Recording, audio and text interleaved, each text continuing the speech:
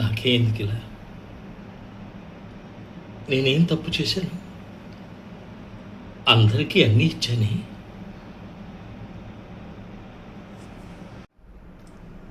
కావాల్సినవన్నీ సమకూర్చానే. నేను పొదుపుగా జీవించిన నా మీద ఆధారపడిన వాళ్ళను, నన్ను నమ్ముకున్న వాళ్ళను, వాళ్ళ నమ్మకాన్ని వమ్ము చేయలేదే. కానీ ఎందుకిలా? నాకే ఎందుకిలా? అయినా నా తదనంతరం ఇదంతా వాళ్ళకే కదా. నేనేమన్నా పట్టుకుపోతానా కూడా పైకి? ఆ మాటకు వస్తే ఎవళ్ళు మాత్రం పట్టుకెళ్ళగలరు? లేదే. కానీ ఎందుకు ఇంకా ఏదో నేను ఇవ్వలేదని, నేనేమీ చెయ్యలేదని నా మీద నెపం వేయటం. అయినా ప్రతివాడికి ఓ మనస్సాక్షి అనేది ఉంటుంది కదా, దాన్ని అడగాలి. వాళ్ళు నేనేం చేశాను, ఏం చెయ్యలేదు అరే అప్పటికి అరివిరిగి మీద పడ్డా ఏమి పట్టించుకొని తత్వాన్ని అలవాటు చేసుకున్నాను. దేనికి టెన్షన్ పడని నైజాన్ని అలవర్చుకున్నాను.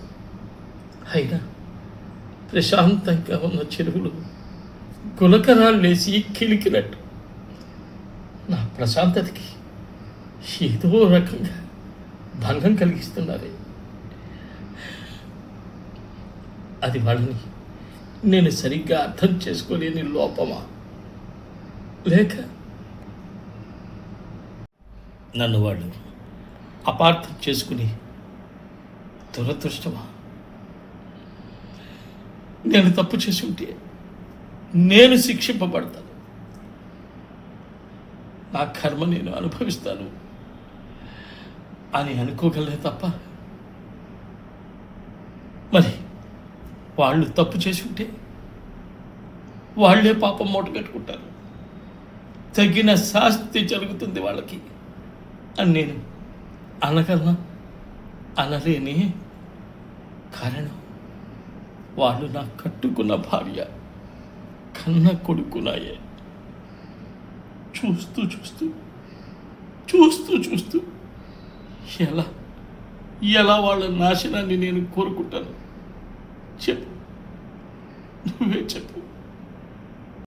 ఎంత సమర్థుణ్ణి, ఎంతో ధైర్యవంతుణ్ణి అనుకుని నేను కూడా ఒక్కోసారి నా పరిస్థితి చూస్తుంటే అసమర్థుని జీవయాత్రలా తయారైంది అని బాధపడాల్సి వస్తుంది, అనుకోవాల్సి వస్తుంది.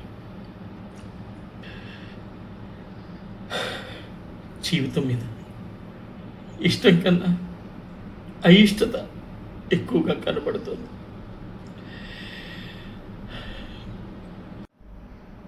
ఒక్కోసారి విరక్తి కలుగుతుందంటే నమ్ము.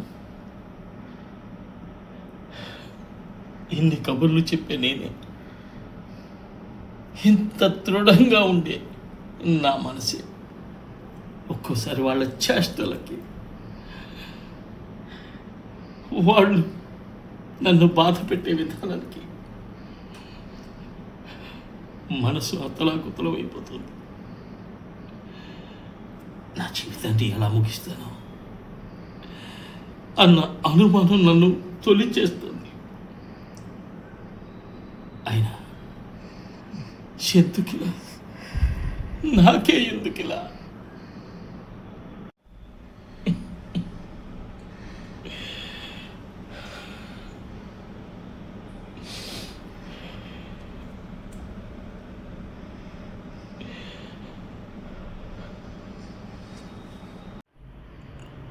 అయ్యిందా? నీ బాధంతా వెళ్ళగక్కున్నావా?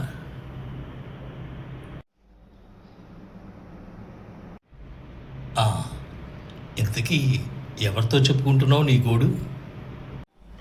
కనబట్టంలా? ఇంకెవరికి? మనల్ని పాలించే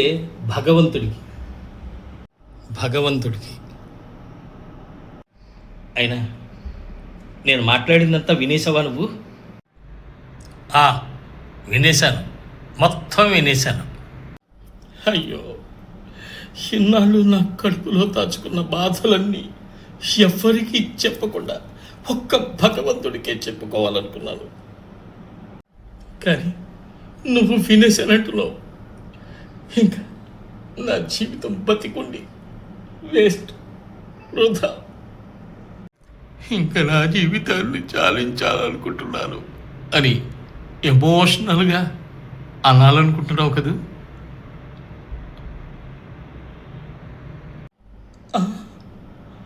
అయినా ఎలా చెప్పేసావు నా మనసులో మాట? ఎవరైనా చెప్పగలరు. నీ స్థానంలో నేనున్నా అలాగే ఇదయ్యేవాడిని. నా స్థానంలో నువ్వున్నా ఇంతే స్థిమితంగా అనుండేవాడివి. అంటే ఏముంది, భగవంతుడికి చెప్పుకుంటే ఏమైనా ప్రయోజనం ఉంటుందా? అదేంటి, మనల్ని కాపాడాల్సింది దేవుడే కదా. ఎవరు చెప్పారు? అనాదిగా అందరూ అదేగా చెప్పేది.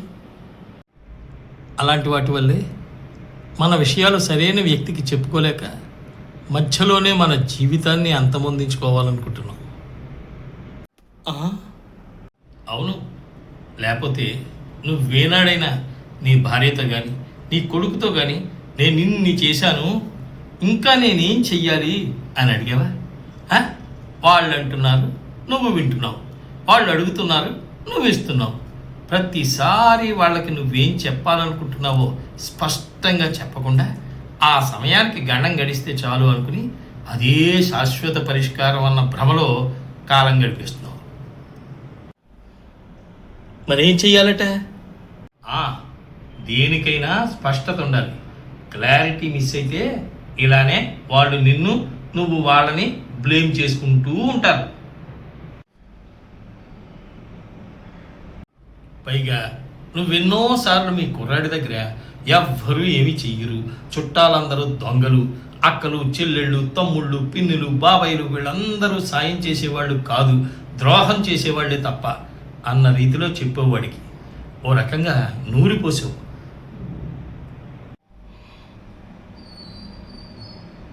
వాడి మనసులో విషబీజాలు నాటావు.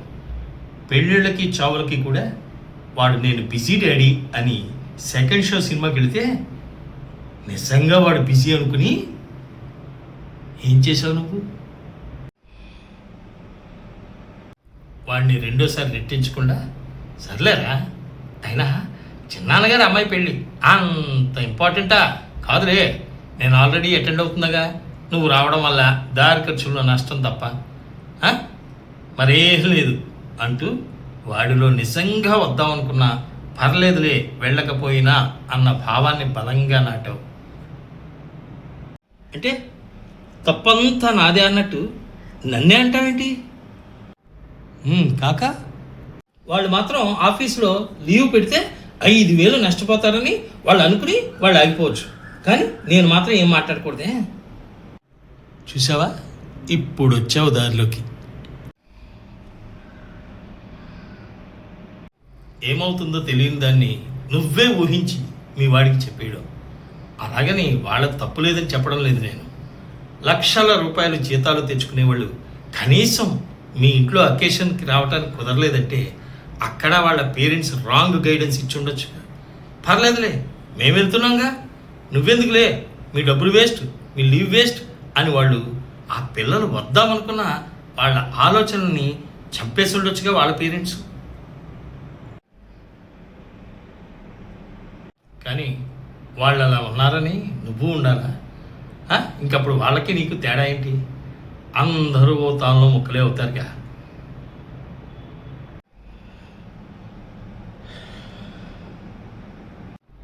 ఎవరో వస్తారని ఏదో చేస్తారని ఎదురు చూసి మోసపోకుమా, నిజం మరచి నిద్రపోకుమా అన్నది ఎంత వాస్తవమో. ఎవ్వరూ అక్కర్లేదు, మాకు మేమే మీకు మీరే అన్న విధానము తప్పే.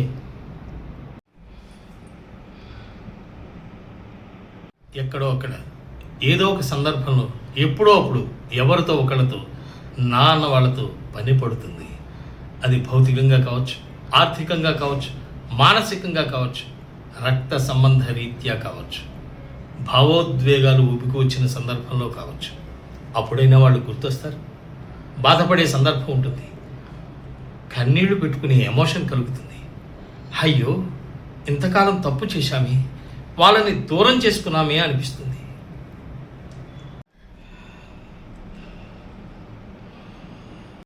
చివరికి అర్థం చేసుకుని, నీ తప్పు నువ్వు తెలుసుకుని కలుసుకోవాలి, మాట్లాడాలి, క్షమించమని అడగాలి అనుకునేలోపు వాళ్ళు ఈ లోకం నుంచి దూరం అయిపోవచ్చు.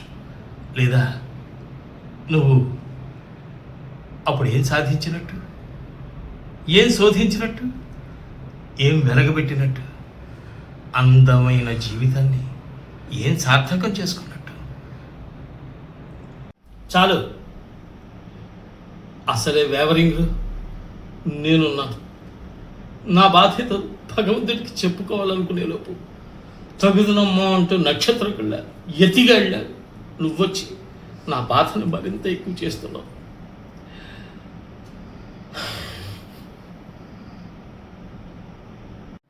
అయ్యో, ఇంకా నువ్వు అదే అపోహలో ఉన్నావు. ముందవన్నీ వదిలే. నువ్వు ఆయన్ని ప్రార్థించడంలో, ఆయనకి నీ విషయం చెప్పుకోవడంలో అర్థం ఏమిటి? ప్రయోజనం ఏముంటుంది చెప్పు? పుట్టించిన వాడే ఆయనే ఏదో ఒక పరిష్కారం చూపకపోతాడా అని. వెల్, అదే పరిష్కారాన్ని నేను సూచించే ప్రయత్నం చేస్తాను. కనిపించని ఆ దేవుడి కన్నా కనిపించే నీ శ్రేయోభిలాష మాటల్ని నమ్ము. ఏం చేయమంటావు? అలా అన్నావు, బాగుంది. ముందు మీ భార్య అడిగింది చేయడానికి ప్రయత్నించు. ప్రేమగా అడుగు, ప్రేమతో అందివ్వు. ఇక నీ కొడుకుని కూడా నీ ఎదురుగా కూర్చోబెట్టుకో. అసలు ఏంట్రా నీ ప్రాబ్లం అని అడుగు.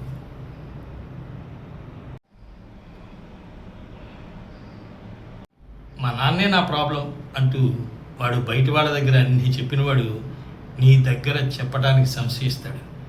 అయినా బొచ్చగించి వాడి అసలు సమస్యను కనుక్కునే ప్రయత్నం చేసి ఆ సమస్యకి తాత్కాలికంగా పరిష్కారం కాదు, శాశ్వత పరిష్కారం సూచించడానికి వాడు ఓకే అనేలా మాట్లాడు. అలా వింటలేదురా బాబు, అదే అయితే ఇంత సమస్య ఎందుకు అని అంటావు. అది నేను నమ్ముతాను, కానీ నిన్ను నమ్ముకున్న వాళ్ళని నువ్వు పూర్తిగా నమ్ము. ఒకవేళ నన్ను నమ్మించి నట్టేట ముంచేస్తే కర్మ ప్రారంభాన్ని ఎవరూ తప్పించలేరు. అదే నువ్వు వాళ్ళని నమ్మి చేసిన సాయాన్ని అపాత్రదానంగా మరిచారనుకో, అది వాళ్ళ కర్మ. నువ్వేం చేయగలవు?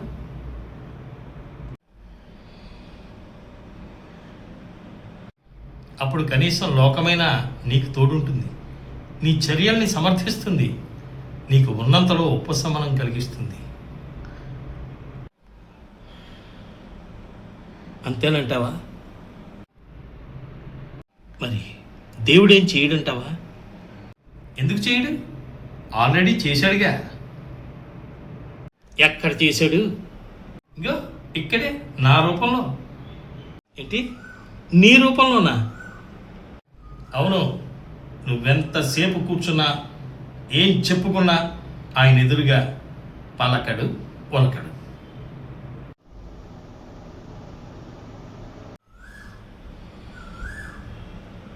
అదే నే కలిశానా? నీ మాటలు, నీ గోడు విన్నానా? అర్థం చేసుకున్నానా? దానికి సరైన పరిష్కారం నువ్వే అని చెప్పానా? అది చాలదు నీ జీవితం బాగుపడడానికి, బాధల్లోంచి బయటపడడానికి? నిజానికి నీకేం బాధలు ఉన్నాయి కనుక వాళ్ళ కోరికలను తీర్చగలిగితే ఇంక నువ్వు కష్టాలు, కన్నీళ్ళు అంటూ ఏమీ ఏడవకుండా నీ శేష జీవితాన్ని హ్యాపీగా గడిపేయచ్చు.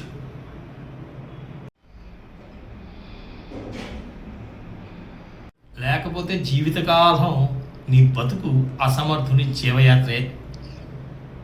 బాగా చెప్పు. ఈరోజే ఆ పని చేస్తాను. ఈరోజు కాదు, ఇప్పుడే.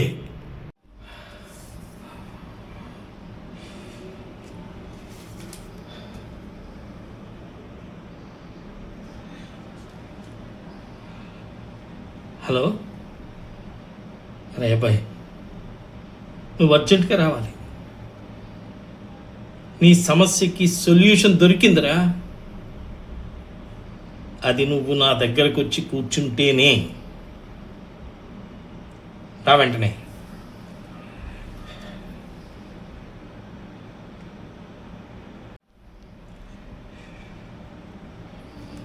హలో హలో, ఏమోయ్, నేను ఇంటి దగ్గరే ఉన్నాను. అవును, నువ్వు మీ అమ్మగారి ఇంటికి వెళ్ళిన చాలు, అక్కడి నుంచి తయారై రెడీగా వచ్చి దేనికని అడక్కు, వచ్చాక అన్నీ చెప్తాను. అవును, కనీసం ఒక గంట అయినా మన ఇద్దరం కూర్చుని మాట్లాడుకోవాలి. అబ్బా, అది నీకే లాభం అయ్యా, నీకే లాభం. రా.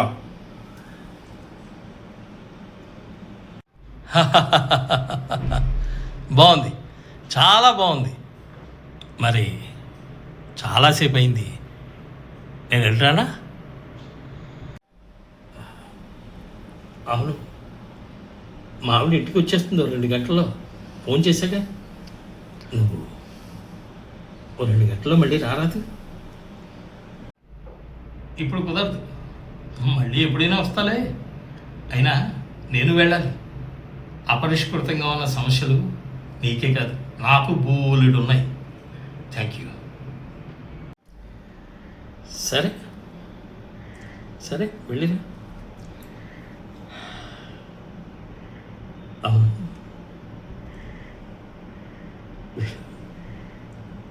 జగన్నాథం కదా.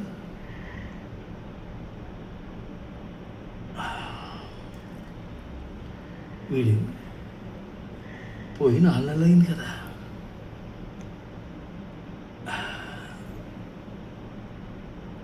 ఇక్కడ ప్రత్యక్షం ఏడేంటి?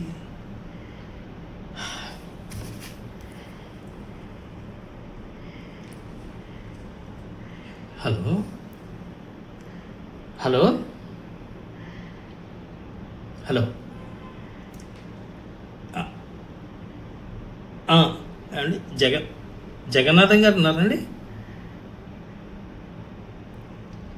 ఏంటి, లేరా? పోయారా? పోయి 4 నెలలు అయిందా?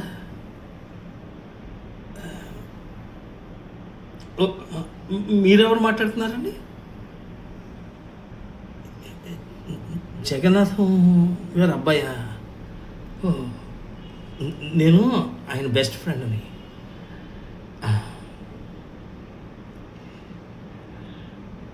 మూర్తి అంటారు నన్ను.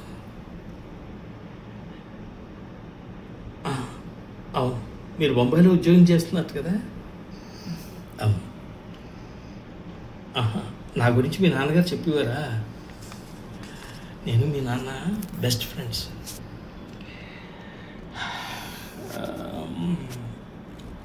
నిజంగానేనా?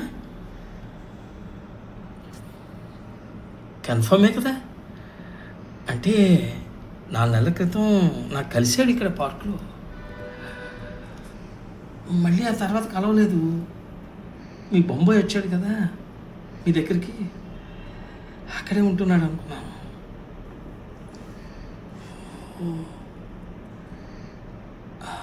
అక్కడే పోయాడా? Sorry sorry. ఓకే, ఉంటాను. అంటే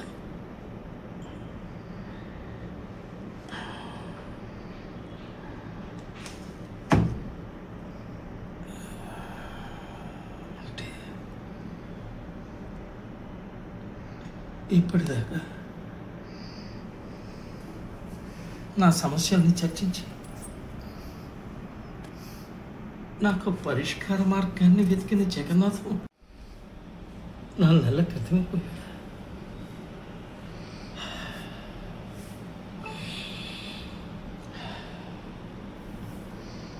అంత విచిత్రంగా ఉంది.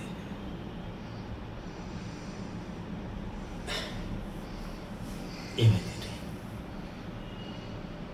బెస్ట్ ఫ్రెండ్ అనిపించుకున్నాడు, కానీ పాపం ఏదో చెప్పాలి అని తహతహలాడాడు. వచ్చి నీకు పర్సనల్గా చెప్తాను అన్నాడు నాకు. ఏమిటో ఈలోగానే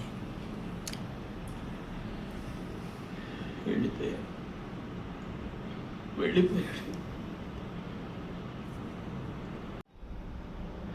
అవునరా జగన్నాథ, నువ్వు చెప్పింది నిజం. నువ్వైనా నేనైనా ఎవరైనా చివరికి ఆ భగవంతుడైనా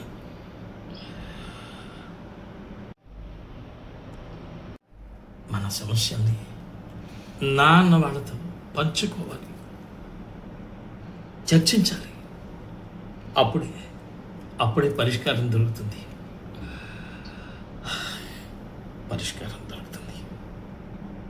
నిజంగా థ్యాంక్ యూ.